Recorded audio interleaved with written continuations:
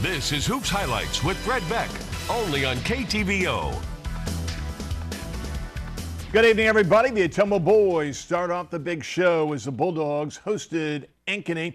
Ottumwa in white. Nick Young gets it done down low.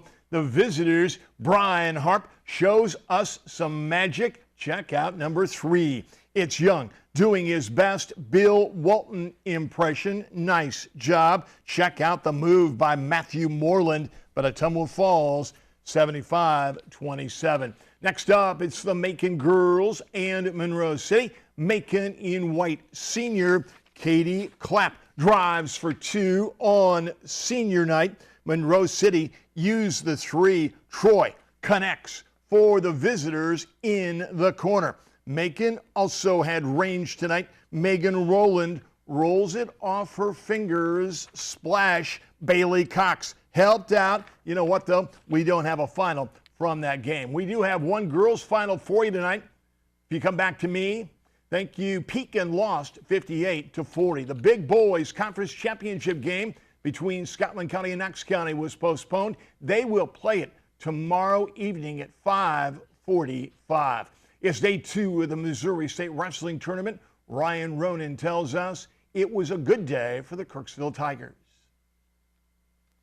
On the verge of completing his 3rd straight perfect season, McKenna Cook came out and made quick work of Boonville's Gabe Rambua. It took a little bit longer than 19 seconds today, but the senior still wasn't pushed past the first round, as he has now won all of his postseason matches by fall.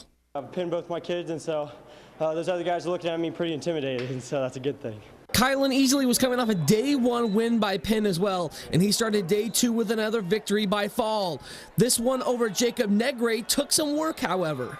Stronger always gets you through about the 2nd period, and then they're wore out. So that I just trusted that, and then I got into the 3rd period, and I saw that he was almost gassed. And he gave me an opening for an Olympian, and he just kind of gave up when I got the 5-point. Freshman Jarrett Jacques hit the mats first for the Tigers, and he was impressive again today, picking up a major decision win over Aaron Baker of Chillicothe 15-2.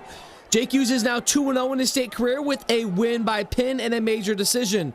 While Cook, Easley, and Jacques are winning with flash, Tanner Sparks is just, well, winning, picking up another 2-point decision today as he beat Michael Hummer of Savannah 4-2.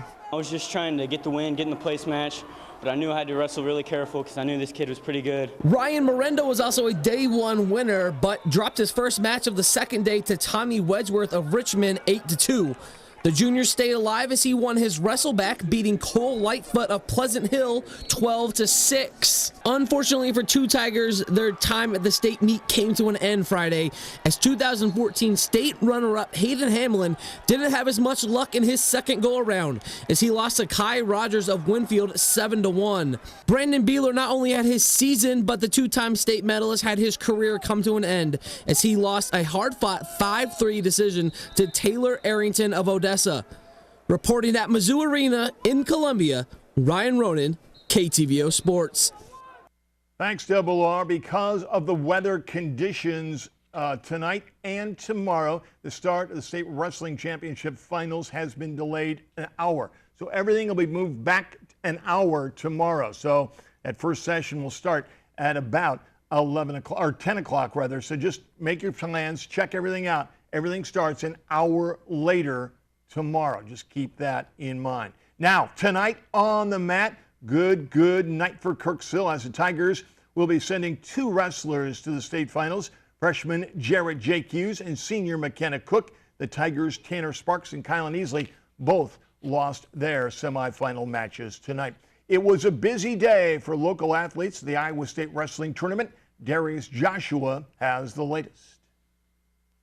Day 2's night session started with the 2A semis. Centerville's Bradley Irwin took on Chase Linehart from Crestwood in a top 10 132-pound matchup. Irwin got a takedown early in the first period and then held on to that lead to earn his way to the finals. It feels great. I mean, I've never had, this is my first time placing. I'm glad that it happened to be a state finals now. At 220 pounds, Albia's Carter Isley used a takedown to get the lead and the victory to remain undefeated and make his way back to the finals. Remember how I felt last year, get 2nd place. Awful feeling. So just kept on doing what I do, staying smart, and trying to push myself through the match to get it over with. Earlier in the afternoon, EBF's lone championship round qualifier, Jaron Glosser, punched his ticket to the semifinals at 138 pounds. Glosser won by technical fall 15-0, but he's not happy with his performance heading into tonight's semis. I got that chicken wing to work, so, you know, it's a good thing. Still wish I could wrestle a little better, you know. Got to keep wrestling the whole match. For Ottumwa, its action was in the consolation rounds. Both Alec Clark and Isaiah Cox were dealt losses. However, they still have a chance to finish in 7th place. You know, I'm proud of both of them. You know, they're both getting on the podium. Would we want to be going for 3rd or 5th place? Yeah, obviously. But, you know, we have one more tomorrow, and hopefully both of them can end on a good note and get 7th place. Clark faces the 4th-ranked 3A 106-pound wrestler from Fort Madison, Harlan Steffensmeyer, and Cox takes on the 8th-ranked Taylor Maiman from Prairie Cedar Rapids when the consolation rounds start at 10 a.m. tomorrow. Reporting from Wells Fargo Arena in Des Moines, Iowa, Darius Joshua, KTVO Sports. Jaron Glosser of EBF lost his match tonight by a decision 9-8. So last year's state champ will have to try and get a 3rd place finish tomorrow. Here's Darius with more highlights from Iowa. The morning session in Des Moines consisted of 3A and 2A action.